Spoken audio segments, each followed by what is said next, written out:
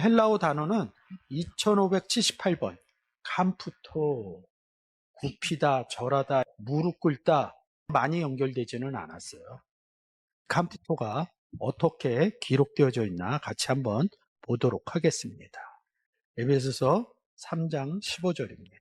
이름을 주신 아버지 앞에 무릎을 꿇고 비노니. 아버지 앞에 무릎 꿇었다는 거죠. 그러니까 우리가 뭐 싸움하면 무릎 꿇은 사람이 지는 거죠. 경건한 데 가면 지금은 이제 무릎 꿇는 생활을 잘 안 해요. 근데 저희 세대, 제 세대만 해도 어른 앞에 편히 앉으세요 이러지 않으면 어렸을 때 저희는 다 무릎 꿇고 있었어요. 겸손의 의미도 되고 상대방을 높이는 의미도 됩니다. 빌립보서 2장 10절. 하늘에 있는 자들과 땅에 있는 자들과 땅 아래에 있는 자들로 모든 무릎을 예수의 이름에 꿇게 하시고. 하나님 앞에 무릎 꿇고 예수의 이름 앞에 무릎 꿇는다 이럽니다. 그러니까 우리가 하나님을 경배하고 높여드리는 것은 삶 가운데 잘 이루어지고 있어요. 성경에서 왜 무릎 꿇는다고 그럴까요? 무릎 꿇으면 다 모든 게 이루어지나요? 어렸을 때 교회 다닐 때 기도할 때 꼭 무릎 꿇었어야 돼요. 근데 지금은 바닥에서 그냥 앉지를 않아요. 그냥 책상에 앉으니까 그 의미가 좀 달라지겠죠.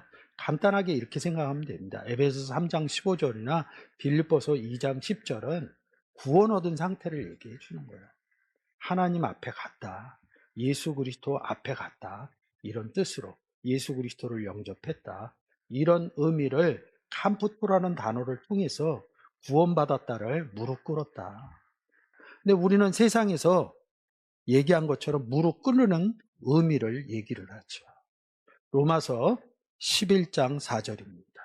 저에게 하신 대답이 무엇이뇨? 내가 나를 위하여 바알에게 무릎을 꿇지 아니한 사람 7천을 남겨두었다 하셨으니 그런즉 이와 같이 이제도 은혜로 택하심을 따라 남은 자가 있느니라. 엘리야가 도망가서 하나님을 만나고 그 다음에 하나님이 미션을 준 거죠. 바알에게 무릎 꿇지 아니한 7,000명. 근데 그 전에 다른 선지자하고 얘기할 때 이럽니다. 다 죽고 나 혼자만 남았다. 엘리야 혼자만 남았다 이렇게 얘기합니다. 그래서 이 얘기를 볼 때는 숨어있는 7,000명이 있는 것처럼 보입니다. 결과적으로 얘기하면 기름 부어주는 역할을 해요.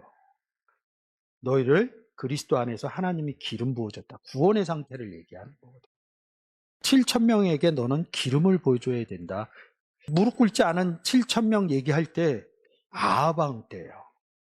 근데 이 왕은 북왕국 왕입니다. 남왕국, 유다 왕국이죠. 남유다에는 예루살렘의 성전이 있었고요. 북이스라엘에는 베델과 단에 성전이 있었습니다. 근데 하나님이 허락한 성전은 예루살렘 성전뿐이 없어요. 북왕국 초대왕 여로보암 왕이 예루살렘 성전에 내려가는 게 싫어서 베델과 단에다가 성전을 만듭니다. 하나님을 모시는 게 아니라 출애굽기에서 봤던 불에서 나온 송아지를 갖다 만들어 놓습니다. 베델과 단에 만들어 놓죠. 그 성전에 레위지파가 아닌 다른 사람들로 제사장을 세웁니다.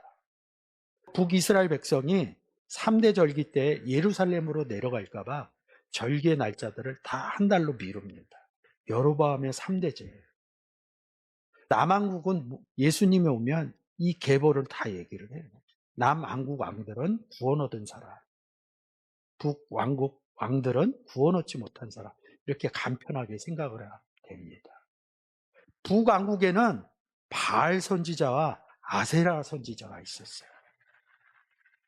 남유다에도 선지자가 있는데 북이스라엘 선지자 하면 북이스라엘을 읽으면서 나오는 선지자는 아세라 선지자 아니면 바알 선지자 이렇게 생각하셔야 돼요. 그 앞에다 바알이나 아세라를 안 쓴 겁니다. 그리고 남유다 좋은 선지자 얘기할 때는 선지자 이렇게 얘기하면 됩니다. 이 바알왕하고 엘리야하고 일이 벌어져요. 갈멜산에서. 그래서 갈멜산에서 선지자들끼리 싸워요. 바알 선지자 450명하고 아세라 선지자 400명하고 갈멜산에서 싸우겠다는데 바알 선지자 450명만 옵니다. 이 아합 왕 때는 바알 선지자 450명과 아세라 선지자 400명이 있었다. 성경에 기록되어진 얘기입니다. 그래서 갈멜산에서 싸워서 하늘에서 불이 내려와서 바알 선지자 450명을 다 죽입니다. 엘리야가 이긴 거예요. 바알왕 보고 가라 이렇게 얘기를 합니다. 근데 문제는 뭐냐면 우리가 그 정도 450대 1로 싸웠어서 이겼으면 굉장히 힘이 강해졌을 거 아니에요. 왕상 19장 1절에서는 엘리야가 이겼는데 그 아합의 부인이 엘리야를 죽이려고 해요. 이사벨이. 엘리야가 450대 1로 싸워서 이겼는데 도망을 칩니다. 광야로. 광야로 가서 하나님을 만나요. 바알에게 무릎 꿇지 않은 7,000명이 있다. 그게 왕상 19장 18절입니다. 19절에 엘리사 얘기가 나옵니다. 엘리사를 선지자로 기름 부어라. 이런 거.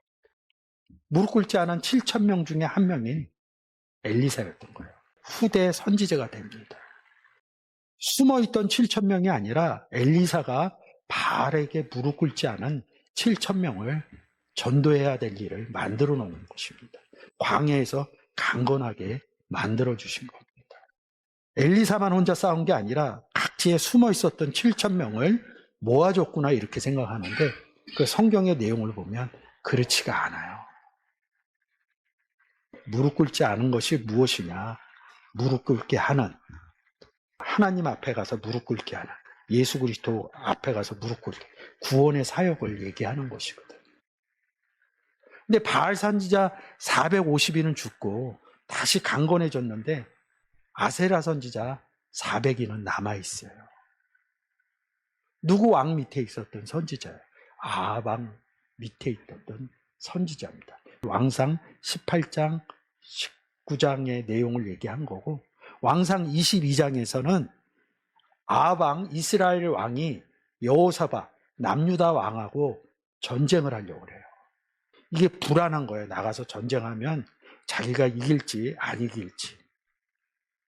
그래서 이 아합 왕이 구원 얻지 못한 사람이니까 굉장히 의심이 많아요. 왕상 22장 6절에서 보면 이스라엘 왕이 선지자 400인을 모았다 이런다. 남유다와 북이스라엘의 의미를 모르면 이스라엘 왕 할 때 구원 얻지 못한 왕 이렇게 못 본다는 거지. 그 밑에 이 400인 선지자 18장에서 바알 선지자 450명, 아세라 선지자 400명. 이 왕상 22장에서 얘기하는 게 아세라 선지자 400명이라는 뜻입니다. 이게 성경을 자세히 보면 400인을 모아서 얘기를 하니까 이 400인이 이긴다고 전쟁을 하라고 합니다.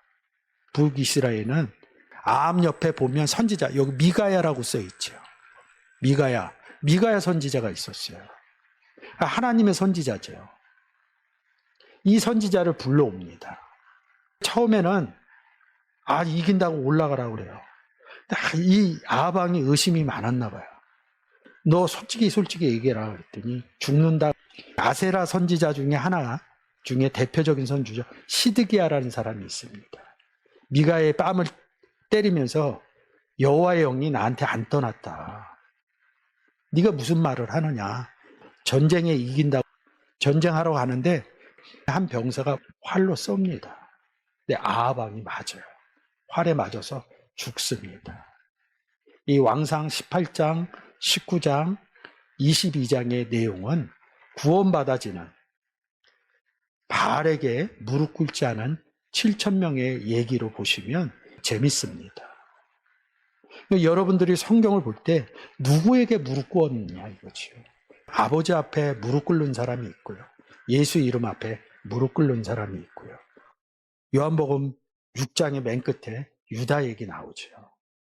가룟 유다가 있고 구약에서 얘기하는 네 번째 아들 유다가 있습니다. 이런 의미도 잘 아셔야겠죠. 누구에게 무릎 꿇었냐. 무릎 꿇었다 이런 부분은 구원을 얻었다